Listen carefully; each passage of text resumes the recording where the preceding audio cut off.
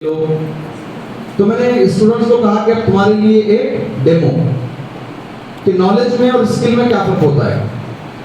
मैंने उनके वो जो बैंक ऑफिसर का मुझे फोन आया था उसको मैंने स्पीकर पे डाला और वो उधर से शुरू हो गई।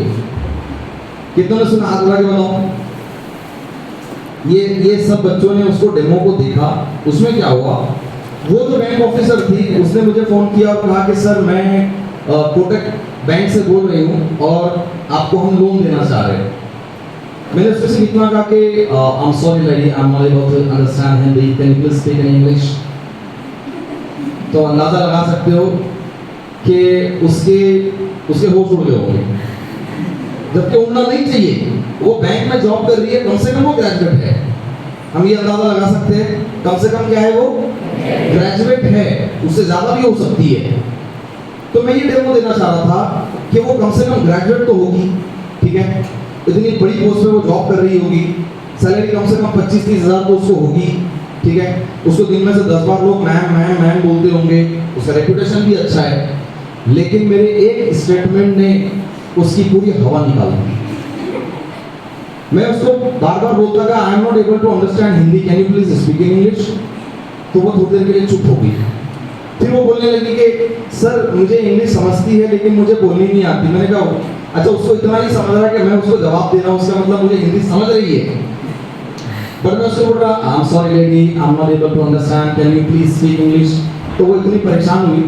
फिर वो कहने लगी सर एक काम करते हैं, हमारे सीनियर आपको कॉल करेंगे, हमारे सीनियर आपको कॉल करेंगे। उसके बाद भी मैंने फोन कट नहीं किया, क्योंकि ये जो टेली कॉलर्स होते हैं इनके फोन डिस्कनेक्ट करने का ऑप्शन उनके पास नहीं होता है। जब तक कस्टमर कट नहीं करेगा वो फोन चालू रहता है। मैंने फोन कट ही नहीं किया, तकरीबन अगले 3 मिनट तक मैंने फोन कट ही नहीं किया और मैं उसको बोलता रहा speak English speak English speak English, और वो बेचारी नहीं बोल पाई। मुझे उसको सताना मकसद नहीं था, लेकिन ये मेरे लिए बहुत अच्छा ऑप्शन था कि मैं आप लोगों को लाइव डेमो दूं कि आपके डिग्री की क्या वैल्यू है और आपके स्किल्स की क्या वैल्यू है। दोनों का इंपॉर्टेंस अपनी जगह है।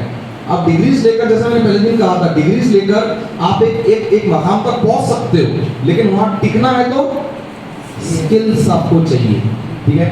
तो मैं उम्मीद करता हूँ ये 4 दिन में आपने जो कुछ सीखा वो आप इम्प्लीमेंट करोगे। क्योंकि देखिए आपके जो टीचर्स है ना, ये बहुत मेहनत करते हैं आपके ऊपर, क्योंकि मैं भी एक टीचर हूँ और ये इतनी मेहनत करते हैं और ये चाहते हैं कि जब आप पढ़ के यहाँ से निकलो तो कल चल के ठीक 4 साल बाद 10 साल बाद ये आपको बड़े मकाम पर देखे, आपको किसी कंपनी का मालक देखे, कि कलेक्टर देखे, कमिश्नर बनता हुआ देखे, आपको किसी एक बड़ी पॉलिटिकल पार्टी का बड़ी पोस्ट वाला लीडर बनता देखे, आपको टीचर बनता देखे, आपको प्रोफेसर बनता देखे। अब अंदाजा लगाओ, आपको इतना पढ़ाने के बाद, आपके ऊपर इतनी मेहनत करने के बाद अगर आप बाहर निकलकर वही करते हो जो एक अनपढ़ करता है, अंदाजा लगाओ कितनी तकलीफ होती होगी इनको, होती होगी नहीं होती होगी। तो यहाँ पे आपके एजुकेशन के साथ साथ आपको स्किल्स भी डेवलप करनी पड़ेगी, तब जाके आप मार्केट में सरवाइव कर सकते हो, ठीक है। चलिए, तो मेरा मकसद यहाँ भाषण देना नहीं था, बट मौके से मैंने कहा कि बता देना जरूरी है, क्योंकि ये 4 दिन हमने भी मेहनत की, आपके कॉलेज ने, आपके टीचर्स ने इतनी मेहनत की, तो हम ये समझते हैं कि आप इसको अप्लाई करोगे और अपनी प्रैक्टिकल लाइफ में इसको लेकर आओगे, ठीक है।